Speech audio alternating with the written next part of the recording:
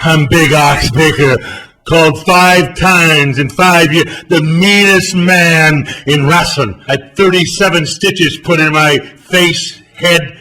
For 25 years I did one thing and I did it very well.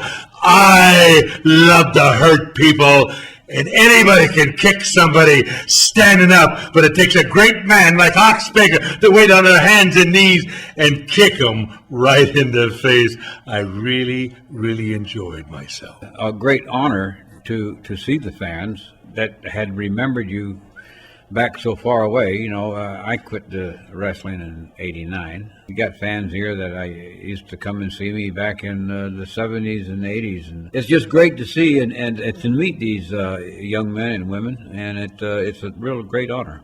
My name is Superfly Jimmy Snuka. I started out professional wrestling in 1969. I always go back to Hawaii, brother. I mean, you know, every time you leave it, it's not a good feeling, but it's always a great feeling when the plane is starting to land back on the island. But yeah, doing the Superfly. And how I got that is when we were back in the islands, we used to like to see who can go the highest and dive off the cliffs into the water.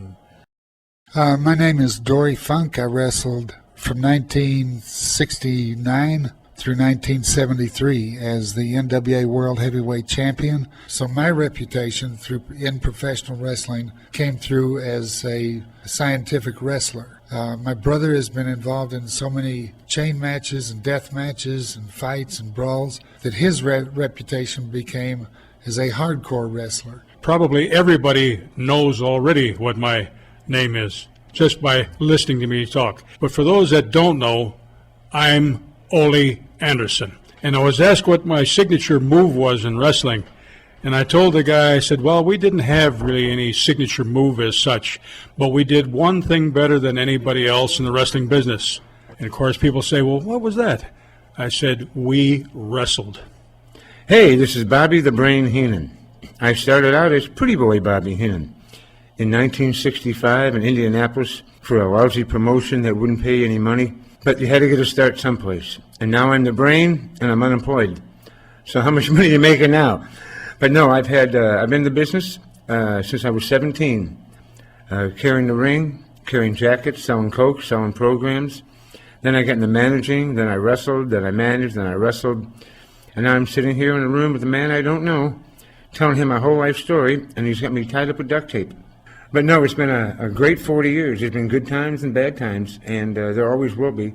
I don't think I could have done anything better for myself than I did. And it's nothing I planned, it was just luck. I'd rather be lucky than good. My main reason is I think I get a chance to touch base with some of the older wrestlers that wrestled when I was wrestling. And to be able to see guys like Ole Anderson and the Funks and Paul Jones and Ox Baker and a lot of different people and characters that I was around in the business, and then I haven't been around for 20 years. I'm sure everybody remembers the India Deathlock, and I also used the airplane spin, football tackles. You get mixed emotions because a fond memory is when you make good money, but I think that it's a relationship with a lot of great guys in wrestling, and I met a lot of great fans, and every time I got in a ring, people paid their hard-earned money to watch a good match. Words cannot explain exactly how we feel. It's such a warm feeling. We have such a love and a respect for each other. If wrestling never did anything else, it gave me a family. It showed me what it means to have real friends, to have real family. And wrestling to me was a paid trip around the world. I mean, I'm an old country boy from Roanoke, Virginia.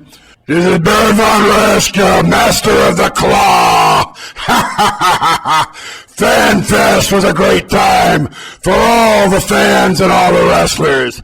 And that is all the people need to know.